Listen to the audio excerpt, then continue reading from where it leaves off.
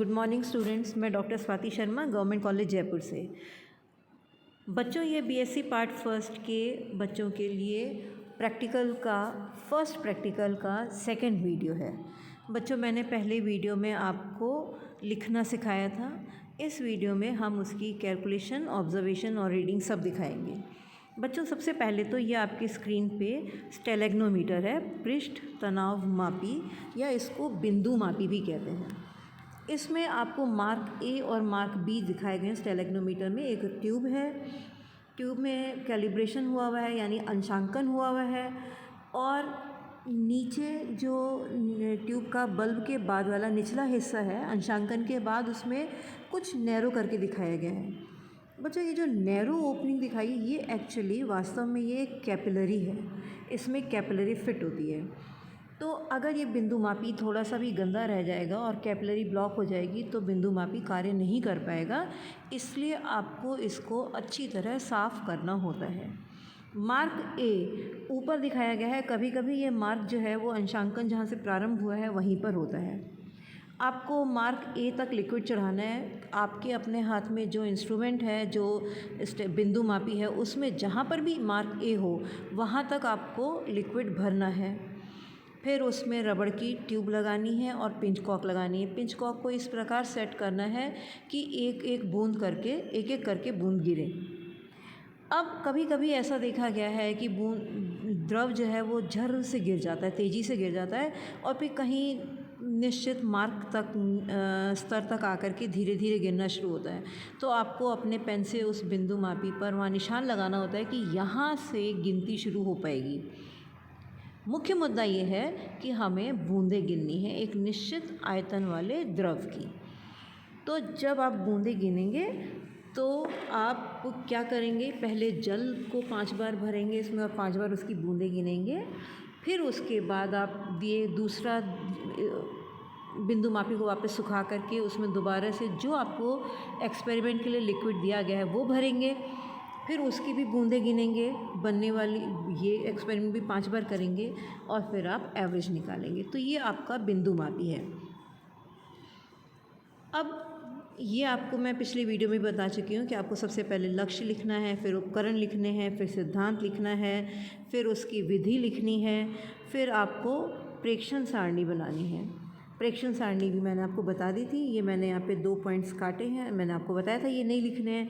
आपको कमरे का तापमान लिखना है, कमरे के तापमान पे जल का घनत्व लिखना है, फिर आपको कमरे के तापमान पर जल का पृष्ठ तनाव लिखना है।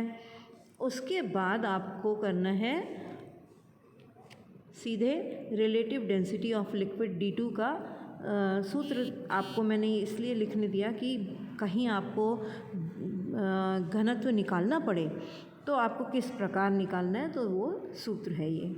और यहाँ पर इस प्रयोग में हम लोग आपको density of the given liquid निकाल करके देते हैं समय अभाव के कारण। तो यहाँ पर डेंसिटी मैंने आपको बताई थी 1.101 ग्राम पर ml की हमारे पास इस समय लिक्विड है। अब मैंने आपको पहले सिर्फ प्रेक्षण सारणी दिखाई थी, मैंने उसकी रीडिंग्स नहीं दिखाई थी। इसके पीछे मकसद ये है कि आपको बुक में एक्सपेरिमेंट किस प्रकार लिखा हुआ होता है, फिर आपको किस प्रकार उसकी प्रेक्षण सारणी में प्रेक्षण भरने होते हैं और परिकलन करना होता है, ये भी आ जाए। अब आपके सामने मैंने रीडिंग्स लिख दी है। प्रेक्षण सारणी बनाई, हेडिंग डालेंगे ऑब्जर्वेशन टेबल, और ऑब्जर्वेशन टेबल यहाँ पे हेडिंग नहीं दी हुई है पर आपको देनी है, प्रेक्षण सारणी हेडिंग डालनी है। उसके बाद आप देखिए नंबर ऑफ़ ड्रॉप्स। हमारे पास जो 20 डिग्री सेंटीग्रेड पर जो बिंदु मापी हमारे पास था उसमें ये ड्रॉप्स की संख्या बनी 50, 48, 52, 49, 51। जोड़ आया था 250, उसको हम 5 से भाग देते हैं तो औसत मान आता है 50।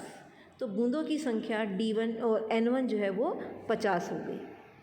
जब हमने द्रव से किया तो 52, 56, 54, 53, 55 ये बूंदों की संख्या आई। योग हुआ 270, 5 से भाग दिया, वैल्यू आई 54।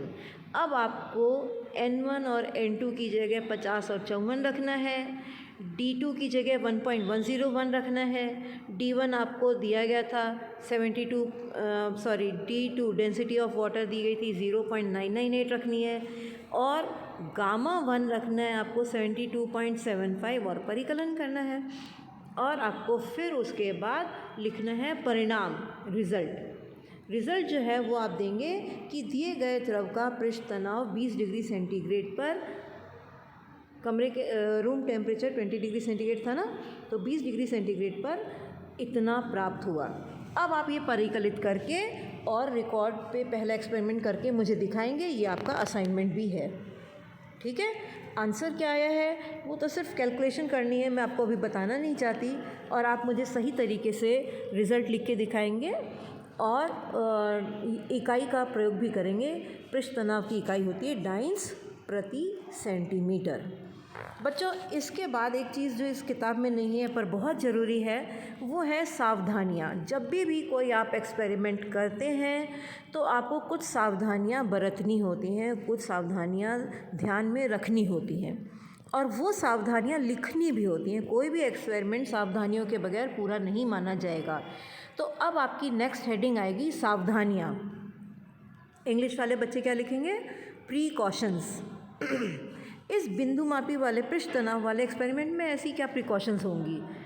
सबसे पहली बात, आपको दिए गए तापमान रूम टेम्परेचर पर ही पानी की विशेषताएं नोट करनी है, चाहे वो डेंसिटी हो चाहे वो पृष्ठ तनाव हो। पहली सावधानी। दूसरी सावधानी, बिंदु मापी को बहुत अच्छी तरह साफ़ करना है, नहीं तो कैपिलरी में अगर थोड़ी भी गंदगी रह गई तो एक्सपेरिमेंट नहीं होगा, और या फिर बिंदु मापी में बुलबुले भर जाएंगे तो नंबर ऑफ़ ड्रॉप्स सही नहीं आएंगी। तीसरी सावधानी, बिंदु मापी आप जब स्टैंड में लगाएंगे तो वो बिल्कुल सीधा होना चाहिए।